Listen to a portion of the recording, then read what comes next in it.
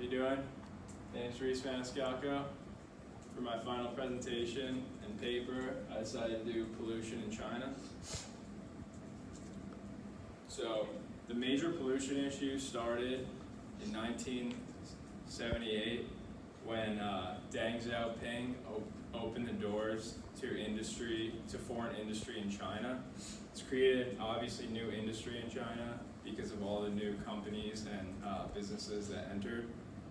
And it was most often foreign companies outsourcing their manufacturing for cheaper labor, the abundant land at a low cost, and ultimately, which led to the pollution crisis, the lenient pollution regulations that they started with.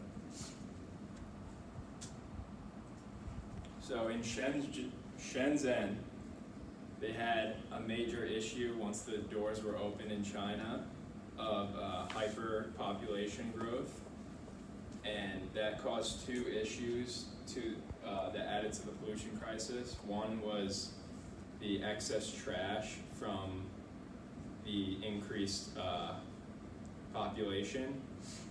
This caused air pollution because the first thing that they tried to do with the excess trash was just burn it, and that released carbon monoxide, carbon dioxide, and nitrogen oxide into the air.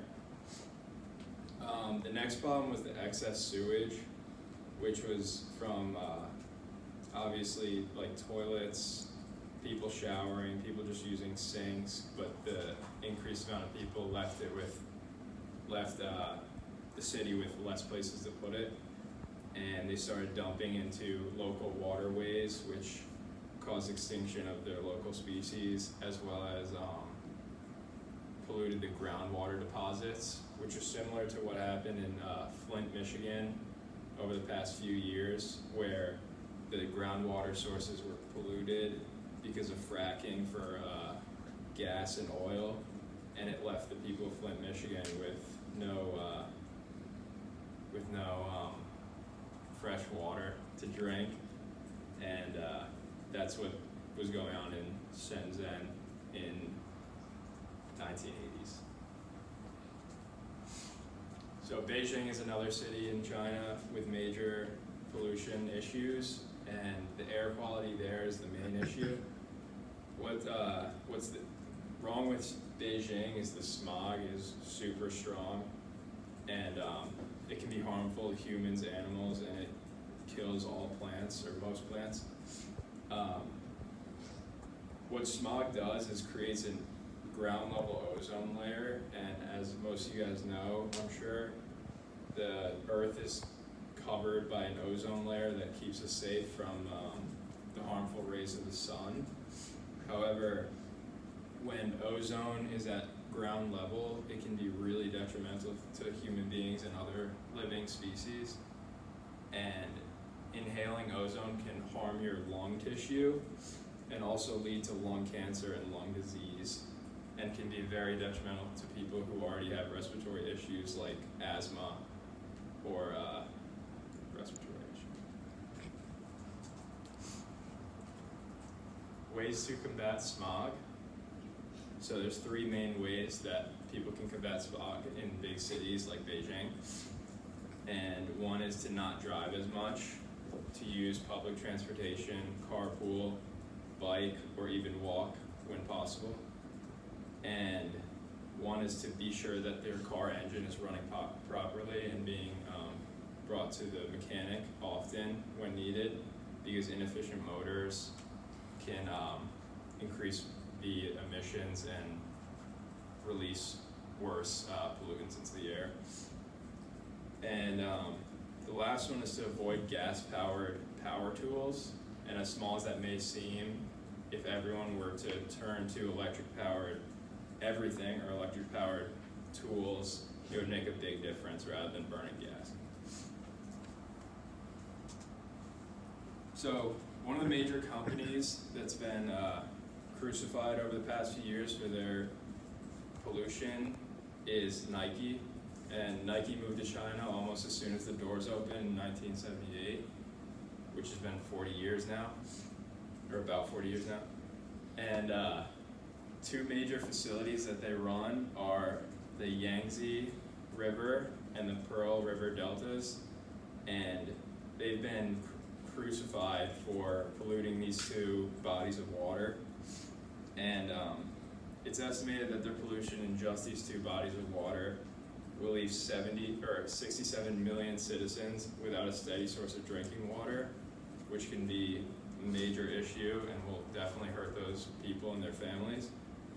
And Nike is continuously denying their contribution to the pollution issue, which is not a step in the right direction, obviously, if they need to recognize what they're doing and fix it. Apple, on the other hand, they run a factory in a major city, and that produces half of their iPhones. And in 2009, 137 factory workers were poisoned in this factory because of a pollutant that they were using to clean the screens of iPads and iPhones.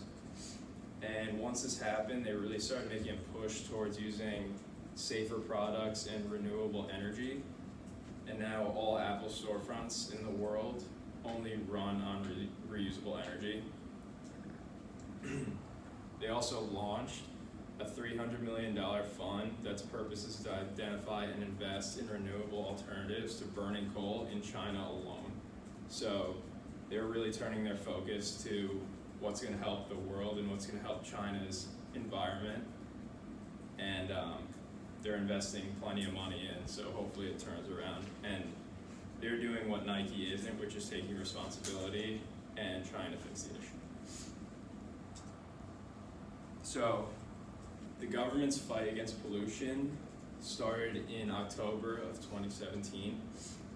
They hired tens of thousands of environmentalists who went around to different factories and facilities and evaluated their practices.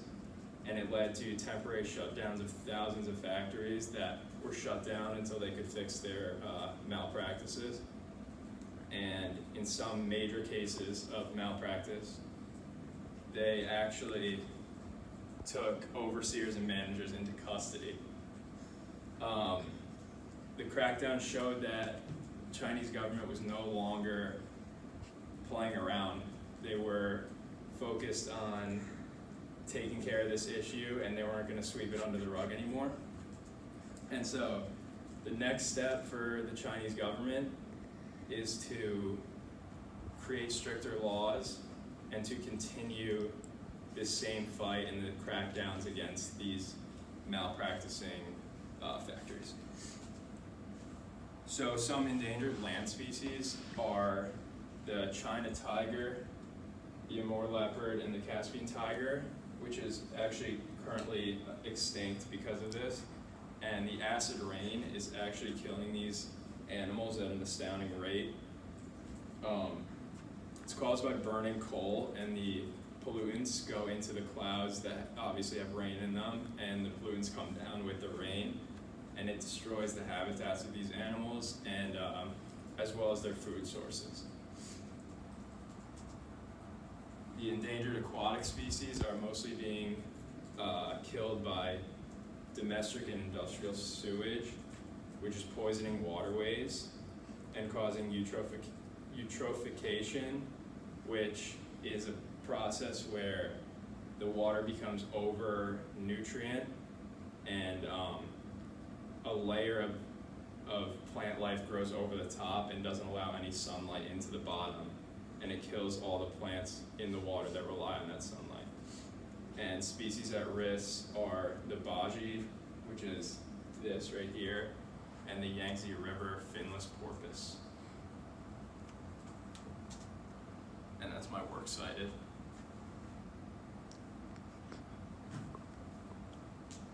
Are there any questions in the audience? Oh, Andrew. I've heard that for every 2 water bottles not recycled, 1 is recycled.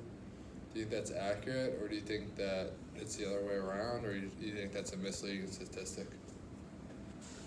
I think that it's possible, Andrew, that is true. However, if I were to make a judgment, I would say that most likely not that many water bottles are being recycled. hopefully we can work towards that, but until then, we will still be struggling with this issue. Good question. Are there any other questions? Oh, Andrew. Out of the three big R's, what do you think is the most important? Reduce, reuse, or recycle? That's a very good question. Very good question. I would equate how important they are at 33%, 33%, and 33%. And what I mean by that is that they're all important, and we need to practice all of those in order to be a healthy society.